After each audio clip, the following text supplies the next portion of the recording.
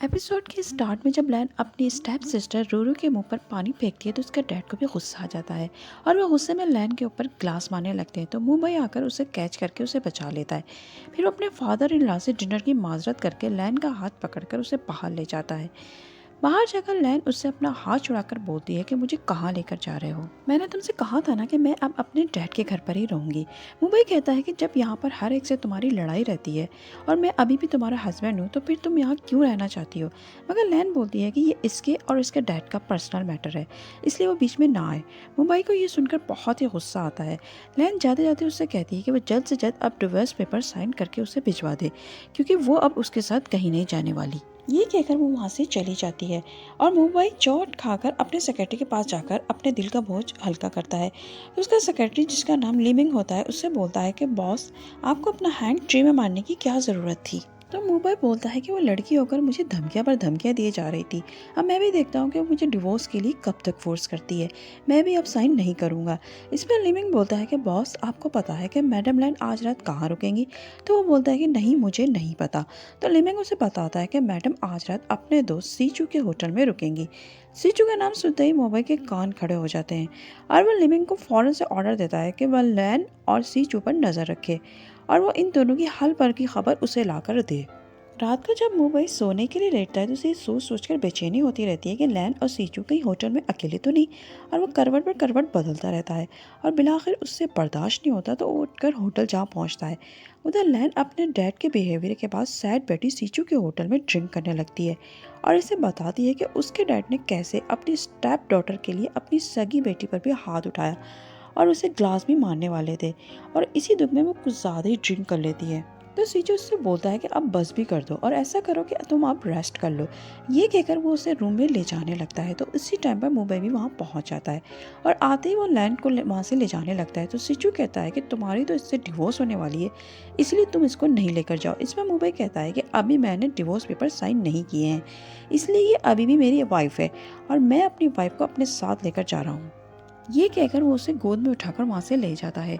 गाड़ी में लैन बार बार मुंबई पर गिरती रहती है और मुंबई को ये सब बहुत ही अच्छा लगता है और वह प्यार से उसके बालों में हाथ पहनने लग जाता है और इसी टाइम लैन एकदम से मुंबई के ऊपर ही उल्टी कर देती है। मुंबई बड़ी मुश्किलों से उसे घर के अंदर लेकर आता है और उससे बोलता है कि वो उसका यहीं वेट करे। वो उसके लिए दूसरे कपड़े लेकर आता है, लेकिन वो उसके पीछे पीछे वहीं बेडरूम तक आ जाती है। तो मुंबई बड़ी मुश्किलों से उसके कपड़े चेंज करवाता है, क्योंकि नशे की वजह से वो बहुत ही अजीब अजीब हरकतें कर रही थी और मुंबई से उसे संभालना बहुत ही मुश्किल हो रहा था। सुबह जब लैन की आंख खुलती है तो मुंबई को अपने बराबर सोता देखकर वो फौरन उठ बैठती है और मुंबई को फौरन ही थप्पड़ मारकर कहती है कि मेरे कपड़े तुमने क्यों चेंज करवाए, और सच सच बताओ कि तुमने कल मेरा एडवांटेज तो नहीं उठाया। इस पर मुंबई उसके करीब आकर बोलता है कि तुम्हें वाकई कुछ याद नहीं कि कल रात तुमने क्या क्या किया था। लैन याद करने की कोशिश करती है लेकिन इसे कुछ भी याद नहीं आता। तो वो भी उसके मज़े लेने लगता है और उसे कुछ भी नहीं बताता, बल्कि बोलता है कि कल रात तुम्हें मुझ पर बड़ा ही प्यार दिखा रही थी। मगर लैन ये बात मानने को तैयार नहीं होती। इतने में मुंबई के मोबाइल पर उसके सेक्रेटरी लिमिंग की कॉल आ जाती है और वो उसे बताता है कि कुछ ज़रूरी काम है और उसे फ़ौरन से ऑफिस आना होगा। मुंबई उसे ज़रूरी काम का कहकर वहाँ से चला जाता है।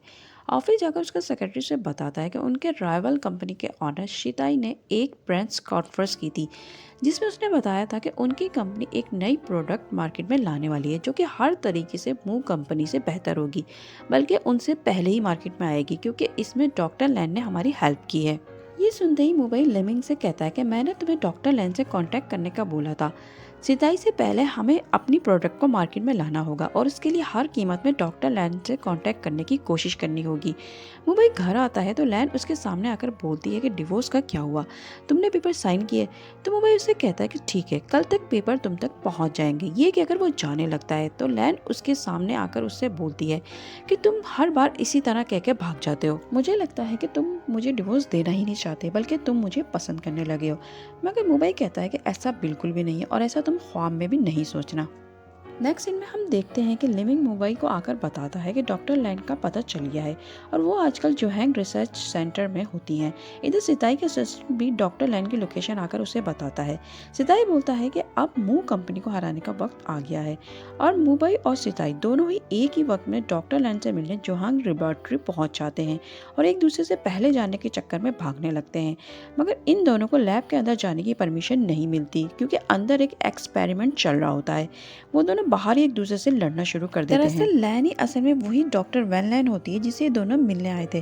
वो कई सालों से अब्रॉड में थी, इसीलिए तो उसकी काबिलियत का किसी को अंदाजा नहीं था। जोहांग रिसर्च सेंटर भी लैन की मम्मी ने बनाया था क्योंकि वो खुद भी एक डॉक्टर थी और लैन भी उन्हीं की ख्वाहिश पर डॉक्टर बनी थी। इसी लैब में लैन की स्टेप सिस्टर रूरू भी काम करती थी। वो लैन को यहाँ देखकर थोड़ी सी जेलसी फील करती है क्योंकि लैन इस लैब में अब लीडर की फ्राइज निभाने वाली थी और ये बात रूरू को गवारा नहीं थी। रूरू से बोलती है कि वो इस लैब की लीडर इसलिए बनी है ना क्योंकि इस लैब की ऑनर्स की मदर थी।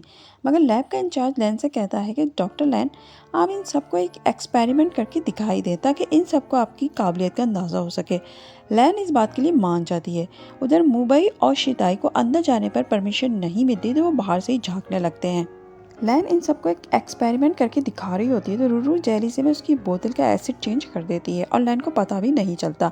मगर मुंबई ये सब बाहर से ही देख लेता है और लैन जैसे ही एसिड की बोतल उठाती है तो उसका कांच फट जाता है और मुंबई फ़ौरन से आकर उसे बचा लेता है और यहीं पर ये 4th एपिसोड भी ख़त्म हो जाती है। मिलते हैं नेक्स्ट एपिसोड में, तब तक अपना बहुत ख्याल रखिएगा और चैनल को सब्सक्राइब भी कर दीजिएगा। नेक्स्ट एपिसोड तक के लिए बाय बाय।